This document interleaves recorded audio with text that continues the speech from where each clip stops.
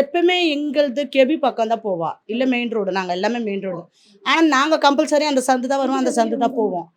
இந்த சந்துல அன்னைக்கு லைட்டும் இல்ல. ஆனா இதுல ஏற்கனவே நாங்க கேபிள் இந்த மாதிரி இருக்குன்ட்டு 2, 3 பேர் பெட்டிஷன் குடுத்துருக்காங்க. நாங்களும் நெறைய பேர் பெட்டிஷன் குடுத்துருக்கோம். வீட்ல இந்த மாரிலாம் கேபிள்ல வருது லைனு. தண்ணி இந்த மாரி இருக்குன்னு. முதல்ல வந்த புதுசுல நாங்க பஸ்ஸுக்கும் போராட்டம் பண்ணோம். 2 பஸ் தான். அதுக்கு மேல பஸ் கிடையாது எங்களுக்கு மினிமம். அதுவும் போராட்டம் பண்ணது தான். தண்ணியும் போராட்டம் பண்ணி வர வச்சு தான். எல்லாமே போராட்டம் பண்ணி எங்களுக்கு கிடைக்கிறது.